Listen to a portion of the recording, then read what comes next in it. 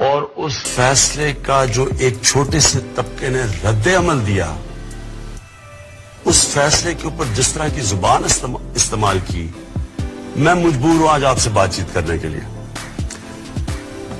دیکھیں، پہلے ایک چیز سمجھ جائیں کہ پاکستان وہ ملک ہے جو دنیا کی تاریخ کا واحد ملک ہے جو مدینہ کی ریاست کے بعد اسلام کے نام پہ بنا.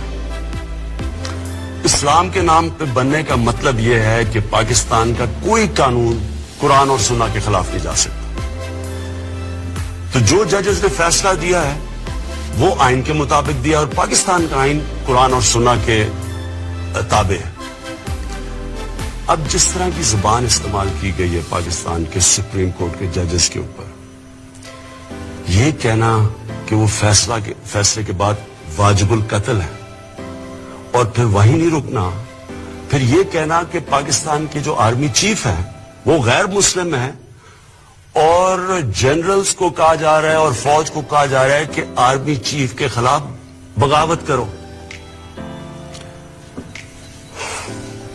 میں پہلے تو ادھر سے شروع کرتا ہوں، اپنی حکومت کی پہلے آپ سے بات کرتا ہوں. دیکھیں، میں بار بار یہ کہہ بیٹھا ہوں کہ پاکستان انشاءاللہ جب ایک عظیم ملک بنے گا تو وہ مدینہ کی جو ریاست کے جو اصول تھے ان پہ چل کے بنے گا. میرا یہ ایمان کا حصہ ہے کہ جب تک ہم جس مقصد کے لیے پاکستان بنا تھا، اسلامی فلاحی ریاست، اگر ہم وہ نہیں بنائیں گے پاکستان کو تو اس کا کوئی مستقبل نہیں.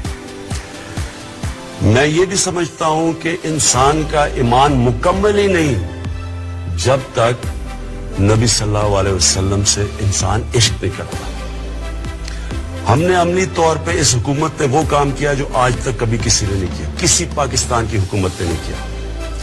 جب ہالینڈ کے اندر وہ جو ڈچ پارلیمنٹیرین تھا اس نے ہمارے نبی صلی اللہ علیہ وسلم کی شان میں گستاخی کی اور وہ خاکے نکالے، تو واحد مسلمان دنیا میں ہمارا ملک تھا جس نے ان سے کمپلین کیا، فورن منسٹر سے بات کی، ان کے ایمبیسڈر سے بات کی، اور یہ پہلی دفعہ ہوا ہے کہ انہوں نے اس ڈچ پارلیمنٹیرین سے خاکے وڈرا کروائے، وہ واپس ہٹے.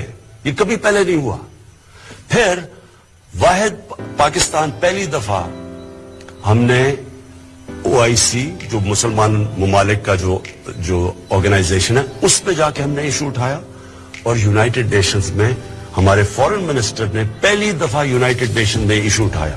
اس کا نتیجہ کیا ہوا کہ European Court of Human Rights اس نے پہلی دفعہ فیصلہ کیا کہ نبی صلی اللہ علیہ وسلم کی شان میں گستاخی کرنا آزادی رائے میں نہیں آتا. یہ پہلی دفعہ ہوا ہے. میں صرف آپ کو یہ بتا رہا ہوں کہ ہم یہ صرف باتیں نہیں کرتے، ہم نے عملی طور پہ کر کے دکھایا ہے کہ ہم واقعی اپنے نبی صلی اللہ علیہ وسلم کی شان میں کسی قسم کی گستاخی نہیں دیکھ سکتے. لہذا جو یہ زبان استعمال کی گئی ہے، میں یہ سوال پوچھنا چاہتا ہوں، کون سی حکومت چل سکتی ہے جدھر کوئی آدمی کھڑا ہو کے کہے کہ ججز کو بھی قتل کر دو اور کہے آرمی چیف کے خلاف بھی بغاوت کر دو، لوگوں کو بھی سڑکوں پہ نکالے، سڑکیں بھی بند کر دے، جس میں ایک حکومت کا کیا قصور ہے اس میں؟ تو کون سی حکومت چل سکتی ہے ایسے؟ کون سا ملک چل سکتا ہے؟ آگے ہم اتنے مشکل معاشی بحران سے نکل رہے ہیں. میں اور میری جو کیبنٹ ہے، میں آپ کو یہ بتاؤں کہ ہم نے ایک دن کی ابھی تک چھٹی نہیں لی. ہم مسلسل لگے ہوئے ہیں کوشش کرنے کہ اپنی قوم کو نکالیں، اپنا جو اس ملک میں پسا ہوا غریب آدمی ہے اس کے لیے حالات بہتر کریں. جو ہم دنیا سے، باقی دوست ممالک سے بات چیت کر رہے ہیں کہ یہاں سرمایہ کاری کرو آ کے، اس کا مقصد ہی ہے کہ یہاں بے روزگاری کم ہو یا غربت کم ہو. اب اگر اس طرح کی حرکتیں کرنی ہے کہ آپ سپریم کورٹ کے فیصلے اگر آپ کو پسند نہیں آئے، یعنی یہ کہنے کی یہ کوشش کر رہے ہیں کہ اگر سپریم کورٹ ان کے کہنے کے مطابق، ان کی من پسندی کے مطابق فیصلہ نہیں کرتا تو اس کا مطلب یہ فیصلہ ہی نہیں مانتے، اس کا مطلب سڑکوں پہ آ جائیں گے، ملک کو روک دیں گے. یعنی کوئی ملک چل سکتا ہے ایسے، اور اس کا نقصان کس کو ہے؟ ہمارے پاکستانیوں کو. عوام کو نقصان ہے, غریب لوگوں کو نقصان ہے. سڑکیں بند کر رہے ہیں, لوگوں کی روزگار جا رہا ہے. جو بیچارہ دہاڑی میں جس نے آ کے مزدوری کرنی تھی, جب ملک رک جائے گا وہ کدھر سے بچوں کا پیٹ پالے گا؟ تو میں آج اپنی عوام سب سے یہ کہنا چاہتا ہوں, کسی صورت آپ نے ان کو آپ کو اکسانے نہیں دینا. یہ کوئی اسلام کی خدمت نہیں ہو رہی, یہ ملک سے دشمنی ہو رہی ہے. یہ ملک دشمن عناصر اس طرح کی باتیں کرتے ہیں کہ ججز کو قتل کر دو اور فوج میں بغاوت ہو جائے. یہ فوج نے ہمیں ایک بڑی مشکل جو جنگ تھی, دہشت گردی کی جنگ سے ہمیں نکالا ہے. ان لوگوں نے قربانیاں دی ہوئی ہیں. آپ جب کہیں گے کہ فوج آرمی چیف کے خلاف, اور جھوٹ بول کے کہ وہ مسلمان نہیں ہے آرمی چیف, ان کے اوپر اکسائیں گے, نقصان کس کا ہے, فائدہ کس کا ہے؟ پاکستان کے دشمنوں کا ہے. تو میں آج آپ سب سے, اپنی عوام سے اپیل کر رہا ہوں, اپنے ملک کی خاطر جو یہ اپنی سیاست چمکانے کے لیے آپ کو اکسا رہے ہیں, آپ نے ان کی باتوں میں نہیں آنا. یہ کوئی اسلام کی خدمت نہیں کر رہا ہے, یہ صرف اپنی ووٹ بینک بڑھا رہے ہیں. میں ان عناصر کو اپیل کرتا ہوں کہ ریاست سے نہ ٹکرانا. میں آپ کو یہ اپیل کرتا ہوں کہ اس ملک کی خاطر جو کہ مشکل برات سے نکل رہا ہے, اور اللہ کا شکر ہے آگے اچھا وقت آ رہا ہے, آپ اپنی سیاست چمکانے کے لیے, اپنے ووٹ بینک کے لیے اس ملک کو نقصان نہ پہنچائیں. اگر آپ یہ کریں گے, میں آپ کو یہ واضح کر دوں کہ ریاست اپنی ذمہ داری پوری. ان کے ایمبیسڈر سے بات کی, اور یہ پہلی دفعہ ہوا ہے کہ انہوں نے اس ڈچ پارلیمنٹیرین سے خاکے وڈرا کروائے, وہ واپس ہٹے. یہ کبھی پہلے نہیں ہوا.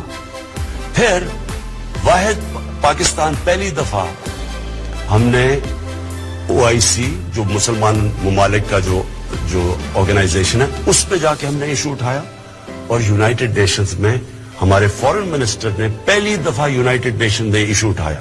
اس کا نتیجہ کیا ہوا کہ European Court of Human Rights, اس نے پہلی دفعہ فیصلہ کیا کہ نبی صلی اللہ علیہ وسلم کی شان میں گستاخی کرنا آزادی رائے میں نہیں آتا. یہ پہلی دفعہ ہوا ہے. میں صرف آپ کو یہ بتا رہا ہوں کہ ہم یہ صرف باتیں نہیں کرتے, ہم نے عملی طور پہ کر کے دکھایا ہے کہ ہم واقعی اپنے نبی صلی اللہ علیہ وسلم کی شان میں کسی قسم کی گستاخی نہیں دیکھ سکتے. لہذا جو یہ زبان استعمال کی گئی ہے, میں یہ سوال پوچھنا چاہتا ہوں, کون سی حکومت چل سکتی ہے جدھر کوئی آدمی کھڑا ہو کے کہے کہ ججز کو بھی قتل کر دو, اور کہے آرمی چیف کے خلاف بھی بغاوت کر دو, لوگوں کو بھی سڑکوں پہ نکالے, سڑکیں بھی بند کر دے, جس میں ایک حکومت کا کیا قصور ہے اس میں؟ تو کون سی حکومت چل سکتی ہے ایسا؟ کون سا ملک چل سکتا ہے؟ آگے ہم اتنے مشکل معاشی بحران سے نکل رہے ہیں. میں اور میری جو کیبنٹ ہے, میں آپ کو یہ بتاؤں کہ ہم نے ایک دن کی ابھی تک چھٹی نہیں لی. ہم مسلسل لگے ہوئے ہیں کوشش کرنے کہ اپنی قوم کو نکالیں, اپنا جو اس ملک میں پسا ہوا غریب آدمی ہے اس کے لیے حالات بہتر کریں. جو ہم دنیا سے, باقی دوست ممالک سے بات چیت کر رہے ہیں کہ یہاں سرمایہ کاری کرو آ کے, اس کا مقصد ہی یہ ہے کہ یہاں بے روزگاری کم ہو.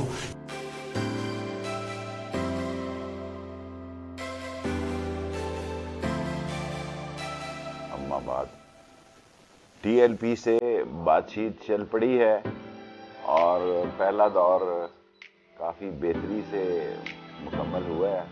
سحری کے بعد صبح دوسرا راؤنڈ ہوگا. انہوں نے گرفتار جو بندے یہ غماری بنائے تھے پولیس والے 11, وہ چھوڑ دی ہیں, اور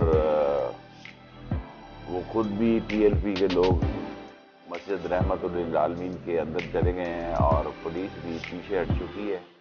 اور دوسرے راؤنڈ میں انشاءاللہ تعالی باقی معاملات بھی طے پا جائیں گے, اور یہ مذاکرات جو ہیں پنجاب گورنمنٹ نے کامیابی سے کی ہیں, اور جس میں یہ طے پایا ہے کہ انہوں نے پولیس والے بھی چھوڑ دیے ہیں, اور ہماری پولیس بھی پیچھے ہو گئی ہے, اور معاملات الحمدللہ پہلی جو میٹنگ ہوئی ہے پنجاب حکومت نے کی ہے وہ کامیابی سے ہمکنار ہوئی ہے, اور اللہ سے امید ہے کہ دوسری میٹنگ بھی ابھی سحری کے بعد صبح کو بہتری کی طرف جائے گی, اور حالات کم و بیش جو 192 ناکوں میں سے ایک ناکہ رہ گیا تھا اس میں بھی بہتری آ گئی ہے اور بات چیت چل پڑی ہے.